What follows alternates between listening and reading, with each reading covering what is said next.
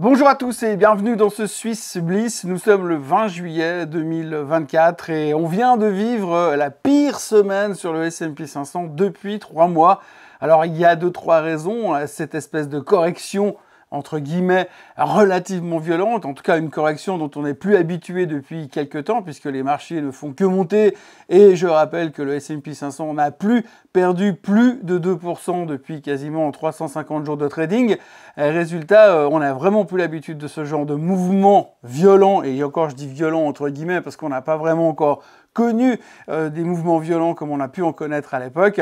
Les gens se posent des questions. Alors, la politique, l'économie, la macro, les chiffres trimestriels, les changements à venir dans le tissu économique américain et européen font que pour l'instant, les gens se posent pas mal de questions. Vous noterez que depuis qu'on a acquis cette certitude que les taux vont baisser, eh bien, le marché n'est plus aussi convaincu que ça peut monter indéfiniment, même si certains analystes continuent de mettre des objectifs absolument stratosphériques pour le S&P 500 jusqu'à la fin de l'année.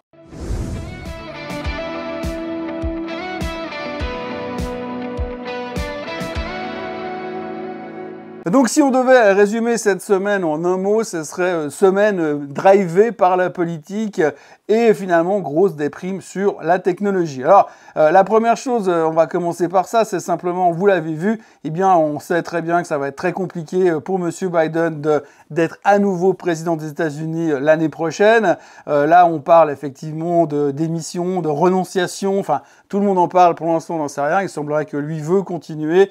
Les démocrates sont de moins en moins d'accord, donc ça c'est une histoire dont on en reparlera probablement la semaine prochaine. Mais pour l'instant, c'est un doute qui est extrêmement présent. De l'autre côté, on a eu cet attentat dimanche dernier qui a fait que tout d'un coup, tout le monde s'est dit, bah voilà, Trump est un martyr, donc il va gagner, ça va être facile pour la suite. Résultat, eh bien, on a un changement complet de vision ou de psychologie pour le marché sur les mois à venir. Alors d'abord parce que jusqu'à maintenant, on avait quand même un doute que M. Trump puisse revenir.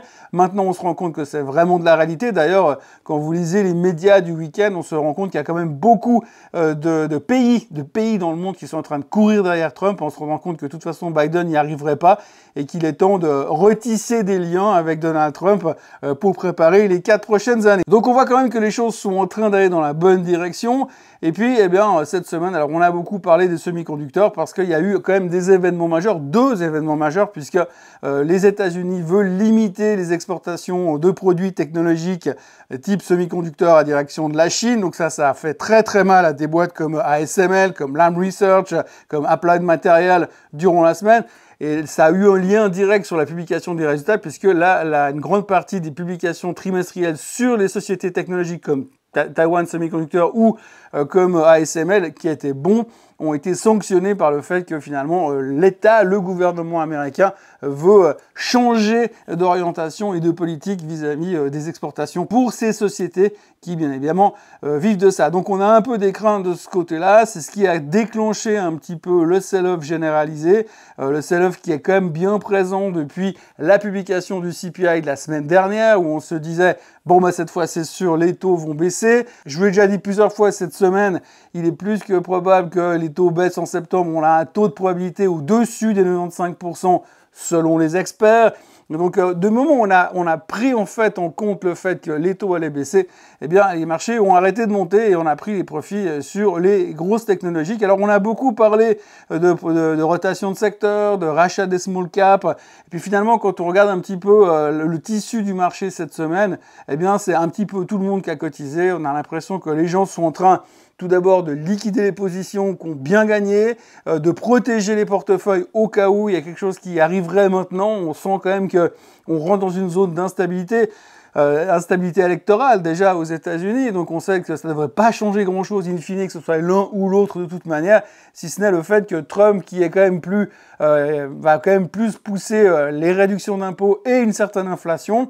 Donc dans un premier temps, on devrait aimer ça. Dans un second temps, quand on va voir l'inflation revenir, on serait peut-être pas forcément très content, mais l'un dans l'autre, on est en train de se positionner pour ça et on voit quand même énormément de gens qui viennent commencer à protéger les portefeuilles. C'est quelque chose qu'on n'a pas vu depuis bien longtemps, puisqu'on a vu que la VIX ne valait plus rien. Et la VIX, justement, cette semaine, la volatilité a littéralement explosé cette semaine parce que les gens sont en train de rechercher justement des trades qui leur permettent de protéger leur portefeuille pour les prochains temps qui pourraient être un peu plus incertain. On a bien sûr terminé la semaine avec cette immense panne sur CrowdStrike, cet update de CrowdStrike qui finalement a mis à mal tout le système informatique mondial. Alors il y a eu énormément de bugs, énormément d'avions qui ont été annulés, énormément de sociétés qui se sont trouvées paralysées.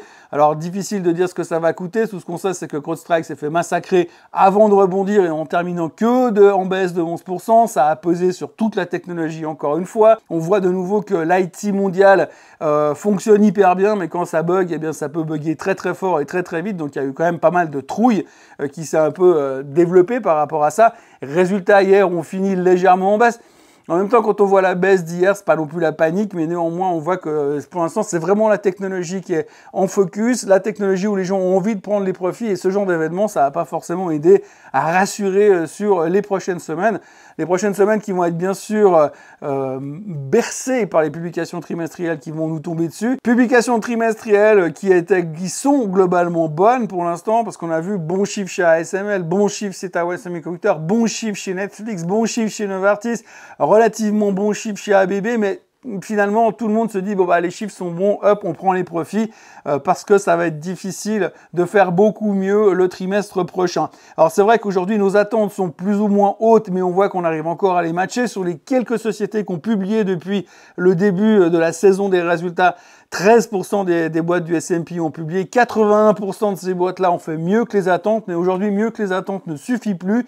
Il faut faire mieux que les attentes, mais en plus, avoir des prévisions pour le trimestre prochain qui vont être absolument dithyrambiques. Donc pour l'instant, c'est un peu compliqué parce que si vous êtes CEO d'une grosse boîte, c'est très très difficile de vous pointer pour dire « ça a été super bien ce trimestre, mais le prochain, ça va cartonner », alors qu'on rentre dans une zone d'incertitude politique, macroéconomique.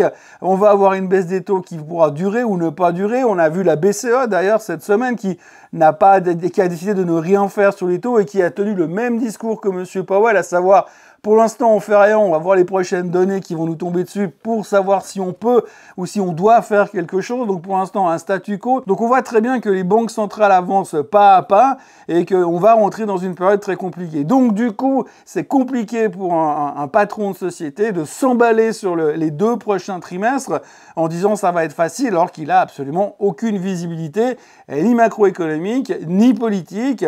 Donc c'est un peu plus difficile de se montrer enthousiaste, ce qui fait que le marché le sanctionne assez facilement. Alors sanctionner, tout est relatif. Quand on voit finalement la pression qui a été mise sur les sociétés qui ont publié, c'est tout relatif. Hein. Novartis qui perdait 3-4%, Netflix jeudi soir qui perdait 2%, donc c'est pas non plus une correction violente. Mais voilà, on voit que les gens sont un peu moins enthousiastes sur l'avenir et un peu plus prudents. Alors ça va peut-être aussi avec le fait qu'on est au mois de juillet, que c'est le plein été, et puis qu'ensuite, eh bien, il faudra laisser passer le mois d'août avant de revenir aux affaires un peu plus sérieuses sur la fin du mois d'août avec le gros meeting de Jackson Hole comme d'habitude. Et puis alors, on terminera un peu ce point de situation avec un upgrade qui a eu lieu hier aux États-Unis. C'est l'UBS qui a upgradé son target sur le S&P 500, mettant un target à 5900 pour la fin de l'année sur le S&P 500. Alors c'est fantastique. Après c'est rigolo parce que si vous regardez un petit peu l'évolution des price targets, eh bien au début de l'année, au tout début de l'année, ils étaient à 4850 de target sur le S&P 500. Au mois de janvier, ils sont passés à 5150. En février, ils sont passés à 5400. Et en mai, ils sont passés à 5600. Et là aujourd'hui, en plein mois de juillet, ils viennent avec un target 5900. Mais c'est pas tout parce qu'ils nous ont également annoncé que potentiellement, si tout allait pour le mieux dans le meilleur des mondes et que l'intelligence artificielle était toujours géniale, que la croissance repartait à la hausse et qu'en plus l'inflation continuait de baisser, ils avaient carrément un bull case exceptionnel qui pourrait, je dis bien en conditionnel, emmener le S&P 500 à 6500 à la fin de l'année. Donc voilà, vous voyez, c'est quand même assez sympa d'être stratégiste parce que vous pouvez avoir des targets très très bas, les modifier 15 fois dans l'année et puis arriver à la fin de l'année en se disant poum poum poum, vous voyez, j'avais raison, mais en même temps, vous avez juste suivi le marché, surfer sur la vague depuis le début de l'année. Donc voilà, nouveau target pour l'UBS, 5900 pour le S&P 500 si tout va mal et si tout va bien, 6500. Donc voilà, en conclusion, on se retrouve dans une fin de semaine un peu douteuse, des indices qui terminent majoritairement on baisse quand même, on baisse sur la semaine également, on vient de le dire, hein, pire performance depuis 3 mois pour les indices américains. Le Dow Jones qui avait explosé en début de semaine se retrouve aussi au fond du bac en fin de semaine. On voit que les deals défensifs n'ont pas tenu le choc parce qu'il y a quand même eu un sell-off global. On se pose énormément de questions et pour l'instant, on navigue un peu dans le brouillard et je crois que c'est un petit peu ce qu'il faut retenir de cette fin de semaine. On navigue un peu dans le brouillard. La semaine prochaine, on va continuer avec les chiffres trimestriels. On aura aussi le PCE qui est la mesure adorée par la Fed pour savoir s'ils vont baisser les taux ou pas. Donc un PCE positif à la baisse gentiment pourrait confirmer au-delà des 100% la probabilité de voir une baisse des taux au mois de septembre. Alors si on regarde la performance de la semaine sur les indices, les performances de la semaine sur les indices, eh bien on verra que effectivement on commence à se positionner dans ce qu'on appelle une Trump trade. Hein. Donc tous les gens sont en train de repondérer leur portefeuille, se demander quels sont les meilleurs choix pour se positionner en fonction de l'arrivée de M. Trump au pouvoir. D'ailleurs, on le voit très bien, le vainqueur de la semaine, c'est le Bitcoin, hein, puisqu'on sait que M. Trump, c'est le président du Bitcoin, donc le Bitcoin qui prend 12%. Le Dow Jones qui s'en sort moins mal que les autres avec 0,72% de hausse. La Chine qui continue à montrer des signes de faiblesse qui sont pas extraordinaires, mais qui termine quand même en hausse. On a un peu l'impression qu'on est en train d'enchaîner le pire, donc au bout d'un moment, c'est difficile d'aller chercher beaucoup plus bas sur la Chine. Et puis le reste, eh bien, tout est dans le rouge. Hein. L'or qui a momentanément fait un plus haut historique cette semaine est en baisse de 0,7%. L'Italie perd 1%, l'Espagne perd 1,45%, le SMI 1,57% de baisse, le CAC 40 2,46%, bon le CAC on va pas revenir dessus mais c'est toujours la même histoire, le Nikkei qui est toujours sous pression en baisse de 2,67%, ça c'est à cause de la prise de profit sur la technologie qui s'est spreadée sur le Japon, le pétrole qui baisse, on va voir le chart tout à l'heure, en baisse de 3% sur le pétrole, le DAX qui perd 3% aussi, qui est très volatile d'ailleurs, le Nasdaq moins 3,65%, le Hang Seng moins quasiment 5%, et puis le Philadelphia Semiconductor Index qui est la grosse victime de la semaine, moins 8,80% pour toutes les raisons que je vous ai énoncées tout à l'heure, puisque visiblement ni Trump ni Biden ne sont vraiment semi-conducteurs fans pour ces prochains temps. Donc, correction assez spectaculaire sur les semi-conducteurs. La grande question que tout le monde se pose maintenant, c'est est-ce que ça peut continuer comme ça ou est-ce que c'était juste un moment donné dans la vague de prise de profit. En Suisse, c'était un sacré swing en Suisse puisqu'on a vu l'histoire du luxe. J'y reviendrai tout à l'heure avec les résultats de Swatch et de Richemont. Ben justement, Richemont perd 7% sur la semaine. ABB, après ses résultats, perd 6,8%. Logitech perd 4,4% avec son histoire de procès par rapport au blocage de l'Assemblée Générale. Bon, ça, c'est pas très important. Le reste était plutôt maîtrisé. Novartis perd 5,8% après ses publications qui étaient très bonnes et avoir relevé ses objectifs pour le prochain trimestre. Suisse Re qui perd 4%. Et puis Partners Group qui perd aussi 4%, ainsi que Sonova, UBS moins 3%, Givaudan 3,5% de baisse. Vous voyez que c'est quand même une semaine compliquée. Et puis alors, au milieu de tout ça, vous voyez le Bon Rush qui prend 9,22% sur la semaine. Merci à la thématique de l'obésité qui fait littéralement exploser le Bon Rush et enfin les actions Rush cette semaine. Si l'on prend les graphiques, eh bien vous voyez que le SMI avait un point de résistance absolue à 12 569. On n'est pas allé jusque là. Ce qu'il faut noter quand même, si vous regardez en zoomant un peu sur ce graphique, vous voyez quand même très clairement qu'il y avait cette tendance haussière ici que vous voyez passer par là. Et l'autre jour, on est allé vraiment chercher cette tendance, on a tapé contre et depuis, eh bien, on n'a plus relevé la tête et on a quand même baissé quasiment de 12 400 et des poussières pour terminer la semaine à 12 173, 250 points de baisse sur le SMI. Et on est venu combler cette espèce de petit gap qu'on avait laissé derrière nous. Donc on voit quand même que ça marche plutôt pas mal. Là, comme ça, instinctivement, on dirait que le SMI pourrait même aller chercher les 12 000 juste pour tester la moyenne mobile des 200 jours, des 50 jours, pardon, et puis retrouver cette espèce de bas, de support du canal latéral qu'ils avaient fait il y a quelques semaines pour pouvoir retrouver l'énergie et repartir à la hausse si les choses se calment un petit peu. Mais pour l'instant, ce qu'il faut noter sur le long terme, c'est que le SMI est toujours dans son immense canal haussier et que pour l'instant, rien n'y change et qu'à l'intérieur, eh ben, ça peut bouger beaucoup. Et comme je vous le dis, bah voilà, c'était vraiment impressionnant. Je dois dire que quand on voit ce genre de configuration, on voit qu'il y a vraiment, c'est des points très très importants. Et là, à 12 439, on avait la résistance du canal haussier, on a tapé dedans pour revenir quand même assez violemment sur le SMI. Bon, en France, rien de spécial. On a suivi un peu ce qui se passait dans le monde à droite à gauche. On a vu quand même les quelques chiffres économiques qui sont sortis en Europe qui n'étaient pas géniaux. Donc on voit que c'est pas génial. On voit que la BCE n'a rien fait, qu'elle attend d'avoir plus d'informations. On voit toujours au niveau de la France que pour l'instant, au niveau gouvernement, c'est le Muppet Show. Ils ont voulu du changement avec les législatives. Ils ont réussi à réélire la même nana à la présidence de l'Assemblée nationale. Donc c'est juste pathétique. C'est un espèce de cirque clownesque qu'on voit en ce moment en France. Donc le CAC 40 a de la peine vraiment à repartir pour le moment.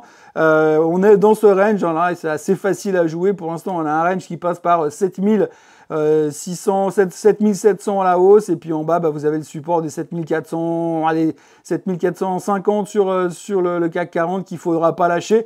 Et vous voyez, aujourd'hui, quand même, ça marche plutôt bien. On est vraiment dans cette espèce de configuration de range latéral. On attend de voir où on va sortir. Alors, on se contente de ce qu'on a pour l'instant dans ce range. Maintenant, selon qui va se retrouver à Matignon ces prochains temps, pour autant qu'on arrive à nommer quelqu'un, eh bien, on pourra se dire, ouh là là, attention, ça va être mauvais. Et donc là, on pourra casser à la baisse, ou alors on va être satisfait et retrouver un semblant de gouvernement à peu près stable, et on va repartir à la hausse. Mais pour l'instant, on a besoin de plus de confiance en France, et pour l'instant, c'est pas du tout le cas. Le DAX qui se balade dans tous les sens. Alors vous voyez, si on reprend un peu ce qui s'est passé sur le DAX ces derniers temps, il y avait un espèce de triangle qui se développait comme ça. Tac, si j'arrive à le tirer. Voilà, un triangle comme ça horizontal. Donc du coup, on est sorti, on a tenté une sortie pour revenir dedans et réintégrer le triangle. Donc là, on est sur les bas, vraiment sur les bas du range. Vous voyez encore ce point que j'avais noté qui correspond à la baisse des taux, la première baisse des taux en Europe. Comme par hasard, on est venu taper exactement ce niveau-là pour revenir chercher de nouveau les bas. Alors attention à ce niveau de rupture. Quand on regarde un peu ce qui s'est passé aux États-Unis, on a quand même un espoir de voir rebondir le marché la semaine prochaine.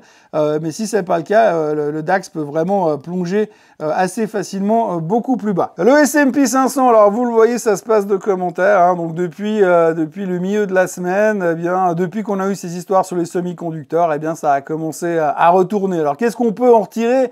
Le dernier breakout qu'on a eu sur le S&P 500 nous amène pile poil à cette moyenne mobile des 50 jours. J'ai envie de dire qu'on a presque envie de voir le S&P retourner à 5423 pour se dire, voilà, on y est. On peut racheter, on peut jouer le rebond pour aller chercher les plus hauts de fin d'année. Enfin, fin d'année, on est encore loin de la fin d'année, mais ça va aller très très vite quand même. Donc du coup, on est revenu un peu dans cette tendance. Vous voyez aussi, si on regarde à plus court terme, on a une tendance qui s'est développée très verticale. Et cette tendance verticale, elle nous laisse supposer que on est sorti de cette tendance. Donc attention, où est-ce qu'on va se poser? Est-ce qu'on va venir rechercher cette grande tendance de fond qu'on a maintenant depuis quasiment octobre 2023? Donc le bas de ce range se situe à 5375 sur le S&P 500. Ça, ce sera vraiment des points qu'il ne faut pas casser. Alors vous voyez que ça se recoupe quand même beaucoup. Ce support ici, la tendance là, c'est quelques points maintenant. Là, on a 5505 sur le S&P 500 en fin de semaine. On va dire les 150 points qu'il y a en dessous là, ce sera très important parce qu'on doit vraiment ne pas aller plus bas que ces niveaux-là, sinon on peut encore imaginer une correction beaucoup plus importante. Le Nasdaq, c'est pareil. Alors on avait notre biseau haussier avec notre target qui a été plus ou moins atteint tout en haut ici. Et on revient sur les bas, sur la moyenne mobile aussi des 50 jours. Même chose que sur le S&P 500. 19 320, ce sera le point bas qu'il ne faudra pas lâcher dans un premier temps. temps. Sinon, alors là aussi, on a de la place pour aller chercher bien plus bas sur le Nasdaq. Puisqu'on parle du Nasdaq, voici le SOX. Alors là, c'est pire. Hein. Là, c'est pire. Ce qu'il faut regarder, c'est le retour sur cette espèce d'ancien point haut qu'on avait eu en mars 2024, avant la correction sur les semi-conducteurs. Donc ce niveau, il passe par grosso modo 5150 sur le SOX. Il faudra pas casser ce niveau-là, sinon là aussi on risque d'aller rechercher les points bas qu'on avait la dernière fois avant de trouver une forme de support. Mais ça dépendra bien évidemment de comment est-ce qu'on se positionne sur la tech. La semaine prochaine, il y aura beaucoup de résultats au niveau de la technologie, bien sûr. Et donc, ce sera un petit peu le juge de paix pour savoir si on peut espérer un reversal sur le SOX. Et puis, alors, le Dow Jones, le Dow Jones qui a donc cassé sa résistance des 40 000 qu'on avait testé 2 fois. Là, cette fois, on a cassé. Et puis, on est allé très vite chercher très haut. Ça, c'était la phase de rotation de secteur du début de semaine. Et puis, finalement, quand tout a lâché avec l'histoire des semi-conducteurs, eh ben, on est revenu assez violemment. Là aussi, on peut revenir tester sans trop de problèmes les 40 000 sur le Dow Jones.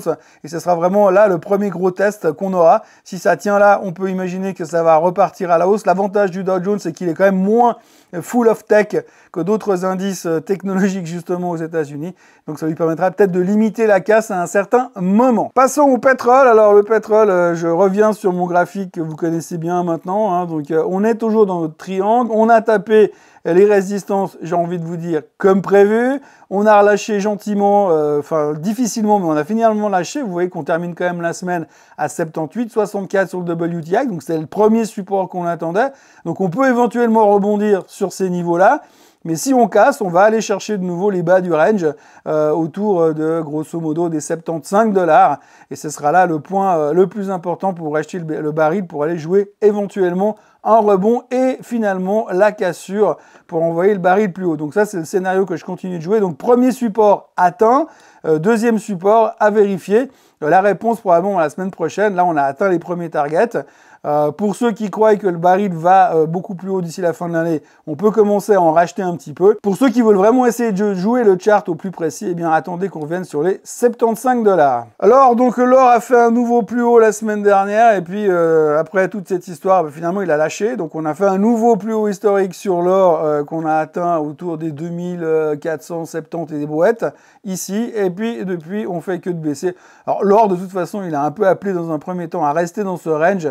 J'ai envie de dire, hein, donc il faut plutôt le racheter sur les 2300 si on y retourne, mais c'est de loin bien sûr. Je dirais moyenne mobile des 50 jours à 2350, on peut commencer à en racheter pour jouer le prochain move parce que clairement de toute façon, il faut pas se leurrer, l'or il va continuer à remonter, ça prendra du temps, mais ça a l'air plutôt bien orienté. Et puis alors l'indice vedette de la semaine, la volatilité. Alors vous voyez que quand même on a eu des excès de vol. Bon, ça, c'est à cause de l'affaire CrowdStrike de vendredi. Mais ce qu'il faut quand même retenir, vous voyez la taille du candlestick. Bon, je pense que c'est complètement une erreur. Il y a dû avoir un bug quelque part. Mais ce qu'il faut retenir quand même, c'est la clôture de l'indice à 16,51. Et les extrêmes, on est allé chercher 17 sur la VIX, alors qu'il y a encore 5 jours en arrière. Donc, je vous en parlais, je ne sais plus quand, mais on était quand même en dessous, autour de 12. Et là, on est monté quand même jusqu'à 17 sur la vol. Donc, ça recoupe ce que je vous disais en début de présentation. Les gens sont en train de se protéger parce qu'on sent quand même un certain stress pour les mois à venir, une certaine instabilité. Et comme vous le savez, on n'aime pas l'instabilité. On passe maintenant aux vedettes de la semaine. La première, eh bien, c'est Roche qui prend quasiment 10% cette semaine. Alors, j'en ai parlé 15 fois durant la semaine. Roche a travaille sur un produit qui s'appelle le CT996, qui est un produit anti-obésité qui vous permet de perdre 6,1% de votre masse corporelle toutes les 4 semaines et qui se prend par voie orale, contrairement aux injections que vous propose Novo Nordisk et les Lilly. Donc la semaine a été rythmée sur les prises de profit sur Novo Nordisk et sur les Lilly et sur un intérêt, on va dire, avancé sur Roche qui retrouve un petit peu des couleurs. Alors ce sera intéressant d'observer ces prochains temps. Enfin, ce qui sera intéressant d'observer, c'est si tout d'un coup, ces spéculations sur ce produit qui n'est pas encore approuvé mais qui a l'air de bien fonctionner, qui a l'air de bien fonctionner, est-ce que cela va permettre à certains analystes de commencer à réviser leurs targets sur Roche et leurs objectifs et leurs recommandations, et ça pourrait encore une fois donner le nouveau coup de fouet supplémentaire sur Roche. Donc le chart se passe de commentaires, hein, donc le biseau qu'on avait un target à 265, il est cassé, on est à 278 francs suisses sur le bon Roche, donc on voit que le rebond est quand même assez spectaculaire. Et puis surtout, d'un point de vue technique, on a quand même une Golden Cross qui se dessine. Alors évidemment, on va se dire que les arbres ne peuvent pas monter au ciel, quoique avec ces thématiques d'obésité, on peut se poser des questions. La logique voudrait qu'on revienne sur les 260 et puis qu'on puisse continuer à construire notre trend ascendant qu'on a ici. Vous voyez que j'avais dessiné il y a quelques semaines, et donc le trend ascendant qui pourrait se continuer dans cette direction. Là, on est sorti de cette tendance, un peu trop d'accélération, mais de nouveau, la thématique de l'obésité rend les choses complètement, tout est possible de ce côté-là. Autre chart méga spectaculaire, Novartis. Alors Novartis a publié ses chiffres, on en a parlé aussi, les chiffres étaient bons, ils ont rehaussé leurs objectifs pour le prochain trimestre, mais finalement, vous avez quand même là aussi pas mal de gens qui se disent « Ouais, on y croit plus vraiment, est-ce qu'il y a vraiment encore la possibilité de... » Alors, de nouveau, techniquement, c'est hyper intéressant parce qu'on a eu l'autre jour des upgrades qui ont emmené Novartis au-dessus des 100 balles et on est revenu à 94,20, donc la correction est quand même assez spectaculaire et on revient comme par hasard sur notre résistance, enfin notre ex-résistance qui aujourd'hui est devenue un support. Donc il faudra surveiller cette zone des 94 pour voir si Novartis peut rebondir et continuer à développer son trend ascendant qui est en train de se dessiner ici. Si vous regardez un petit peu depuis là, on voit qu'on est en train de partir à la hausse. Là, on est sorti, on est venu se positionner sur la moyenne mobile des 50 jours. Est-ce qu'on a la force de construire et puis de continuer à avancer dans cette direction? Les prochains jours seront assez importants. Mais de nouveau, très bon résultat de Novartis, l'un dans l'autre, on peut quand même le dire. Des perspectives plutôt intéressantes. Mais ce qui pose encore problème, et ça c'est pas uniquement à Novartis, dans cet environnement actuel, c'est que finalement les gens veulent plus que avec des bonnes perspectives. Il faut que tout soit aligné avec des perspectives absolument dithyrambiques. Et si on en croit certains analystes, la seule qui est capable de nous sortir ça cette année, ce trimestre, ce sera Nvidia. Une autre thématique qui était très populaire en début de semaine, mais dont on a oublié d'en parler sur la fin de semaine, c'était bien sûr la thématique du luxe. On a eu Swatch qui a publié des résultats pourri, avec une baisse des ventes. On a même eu Nikkei qui était très surpris par la forte baisse de la demande, donc le titre s'est fait massacrer. On a été aussi poussé à la baisse par Burberry en Angleterre qui a publié des chiffres immondes en début de semaine avec un quasi profit warning sur le fait que ça ne marchait pas, que ça ne marchait plus. Donc il y a une grosse pression sur le luxe, pression qui s'est ressentie donc sur Swatch à cause aussi de ses résultats pourris, mais également sur Richemont. Richemont qui a sorti des résultats moins mauvais que les autres, donc ils s'en sortent toujours plutôt pas mal, mais malgré tout, il y a une pression vendeuse sur le luxe qui a mis la pression sur ces deux actions durant la semaine. Donc ça reste extrêmement difficile pour les deux, même si de nouveau, on peut clairement se rendre compte que Richemont s'en sort nettement mieux que Burberry déjà et que Swatch. Alors évidemment, c'est toujours des business un peu différents parce qu'ils ne sont pas tous similaires, mais voilà, ce qu'il faut retenir sur cette semaine, c'est que Richemont a subi les prises de profit massives sur le luxe un peu partout dans le monde et que Swatch a subi les prises de profit plus des résultats qui sont bien pourris par rapport à ceux de Richemont. Alors vous voyez Richemont, encore une fois, des résultats pas décevants, pas catastrophiques, mais le titre a quand même cotisé comme tout le monde dans une moindre mesure. Par contre, on revient sur la moyenne mobile des 200 jours et vous voyez quand même que depuis quelques temps, c'est un niveau qui nous intéresse et qui est plutôt constructif. Alors, pour Richemont, si vous croyez encore à l'avenir du luxe et que les riches vont continuer à dépenser des trucs dans les grands magasins de luxe, on a un gros support dans la zone des 130, 131 sur Richemont, donc c'est là qu'il faudra essayer de racheter. En revanche, si on casse ce support, on a des points bas autour des 120, par là autour, et puis on a un gap ici à combler. Donc le risque maximal serait à 120, comblage du gap et rachat. Mais pour l'instant, ça dépendra là où, par rapport à ce qu'on sait de Richemont et du luxe, une grande partie des mauvaises nouvelles sont sorties. Maintenant, si Richemont va plus bas, ce sera parce que le marché ira plus bas. À Swatch, ça se passe de commentaires, mais malgré la claque qu'on a eue l'autre jour, on voit qu'il y a quand même des gens qui commencent à essayer de racheter. C'est vrai que quand on regarde finalement l'historique de Swatch depuis mars 2023, on était à 343 francs sur Swatch et aujourd'hui on se retrouve à 177 francs. Donc on voit quand même qu'on a divisé le titre par deux et là il y en a quand même 2-3 qui sont en train de se dire on va racheter. Maintenant c'est vrai que pour l'instant la configuration ça reste un couteau qui tombe. Donc il n'y a pas forcément d'urgence de revenir se positionner sur Swatch à mon sens. Même si on sait que les ventes de montres sont toujours une zone cyclique où ça va, ça vient, et à la fin, ça revient toujours dans la bonne direction. DKSH, dans la distribution, a publié des chiffres cette semaine, des ventes qui ont été pénalisées principalement par les effets de change, mais par contre, alors, ils améliorent quand même vachement bien leur rentabilité et le management prévoit de nouvelles acquisitions dans le futur, donc plutôt constructif, pas des chiffres dithyrambiques, mais de l'espoir et une motivation pour l'avenir en tous les cas, ce qui a permis au titre de relativement bien se comporter cette semaine en comparaison d'autres secteurs. Le chart se passe de commentaires, mais vous voyez que c'est un peu à l'image de ce qu'on a vu sur d'autres charts ces derniers temps en Suisse. On a cette espèce de base qui se construit, de base légèrement arrondie, configuration qu'on retrouve également sur Nestlé tout en bas, et tout d'un coup vous avez le titre qui se réveille et qui accélère à la hausse. Voilà ce qu'on peut dire sur DKSH qui s'en sort un peu moins mal, comme je le disais précédemment. ABB a également publié ses chiffres cette semaine. Alors globalement, ils ont publié des chiffres plus ou moins en ligne avec les attentes, dépendant des attentes de quel analyste, mais plus ou moins en ligne. Par contre, c'est à l'intérieur que ça dérangeait un tout petit peu, parce qu'on a vu quand même que les carnets de commandes étaient plus faibles que prévu. On a vu surtout que la division robotique n'était pas aussi forte que ce qu'on attendait. Donc c'est tous des effets qui pénalisent un tout petit peu le titre, même beaucoup le titre, puisque du coup on a entendu que des commentaires prudents, pas négatifs, mais peu satisfaits par rapport à ce qu'ils ont sorti.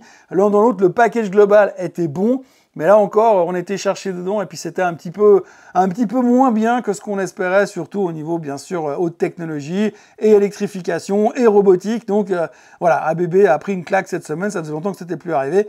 Mais il fallait bien que ça se produise un jour. Donc voilà, techniquement, difficile d'en tirer quelque chose sur ABB. On sort quand même d'une période de hausse absolument démentielle, puisque depuis octobre 2023, eh bien, ABB est passé de 30 balles à 51, aujourd'hui à 48 francs, avec un top à 52,5 l'autre jour. Il faudra voir, pour l'instant, effectivement, comme vous le voyez sur le graphique, on est dans cette tendance. Pour l'instant, on s'est arrêté sur les supports. Donc voilà, il faudra surveiller ce niveau-là. Est-ce qu'on est capable de reconstruire? J'imagine assez mal qu'on ait cherché le gap là en bas pour l'instant. Mais voilà, donc à surveiller l'évolution sur ABB. Dites-vous quand même bien que si on va en dessous des 47 francs suisses, ça commencera à être un tout petit peu inquiétant sur ABB. La semaine qui nous attend au niveau des résultats sera énorme comme d'habitude. Alors c'est pas la plus grosse, mais ça va commencer à chauffer. On va dire que les deux semaines qui nous attendent vont être extrêmement compliquées. Alors vous voyez qu'on va commencer la semaine relativement tranquille. Néanmoins, on aura quand même NXP qui va publier à surveiller et SAP qui publieront lundi. Mardi, ça va commencer à chauffer avec Spotify, UPS, GM, Coca. Et derrière, vous avez Freeport McMoran pour les mining, Lockheed Martin pour l'armement, Comcast dans le média, et puis Philip Morris là en bas. Vous aurez ensuite, après la clôture, Tesla et Alphabet qui vont donner le ton pour les Magnificent Seven. Vous avez Enphase dans le solaire, vous avez Visa au niveau des financières, de nouveau les semi-conducteurs avec Texas Instruments. Et puis ensuite, on passera à mercredi. Alors là, il y aura Chipotle qui sera important. AT&T, on s'en occupe plus vraiment. Dans les nouvelles technologies au niveau de l'énergie, Nextera qui publiera, Thermo Fisher également, et puis IBM dans le Dow Jones qui est toujours bien regardé, même si c'est plus comme avant. Las Vegas Sands au niveau des casinos, Whirlpool au niveau de la vente de détail. Et puis en fin de semaine, American Airlines, par rapport à ce qu'on a vu, ça va pas être terrible. Une des meilleures payeuses de dividendes, ABBV, qui publiera. On notera encore des Southwest également dans les compagnies aériennes, AstraZeneca au niveau de la pharma, et puis on aura en toute fin de semaine 3M, toujours important à regarder parce que c'est une boîte qui est en reconstruction, et Colgate Palmolive dans les choses absolument indispensables qu'on doit acheter. Donc comme vous le voyez, une semaine qui va être énorme en termes de publications trimestrielles pour les sociétés, et puis au niveau des chiffres économiques, il y aura également beaucoup de choses. On va regarder le tableau tout de suite. Alors on va commencer la semaine tout en douceur, et puis on aura grosso modo pas grand chose en début de semaine, et puis mardi on aura rien non plus, ce sera relativement calme. Par contre au niveau de mercredi, on va avoir le climat de la consommation en Allemagne, une avalanche de PMI qui seront publiés en Europe entre autres, mais également les ventes de détail aux États-Unis, ainsi que les PMI, Manufacturing PMI aux States, et puis aussi, comme tous les mercredis, les inventaires pétroliers qui seront publiés.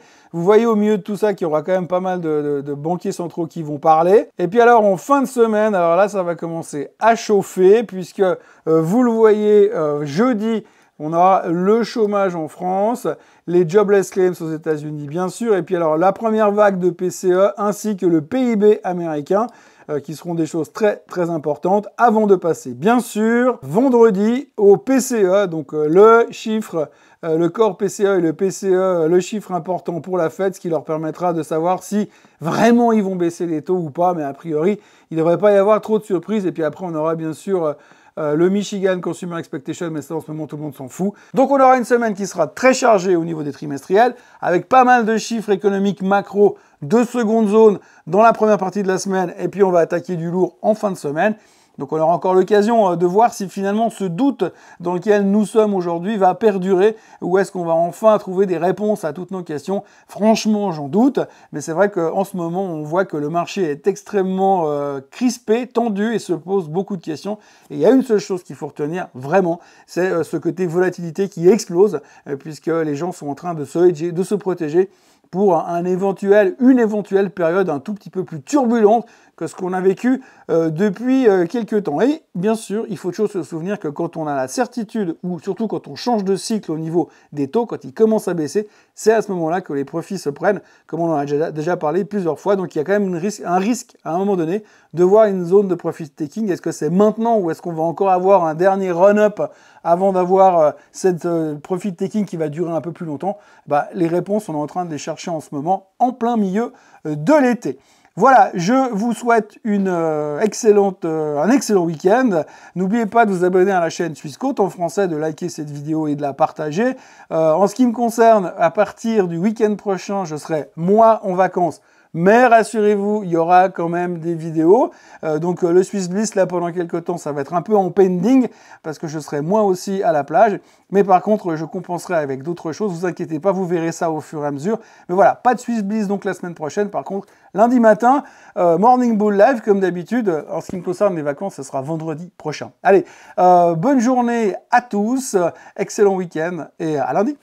Bye bye.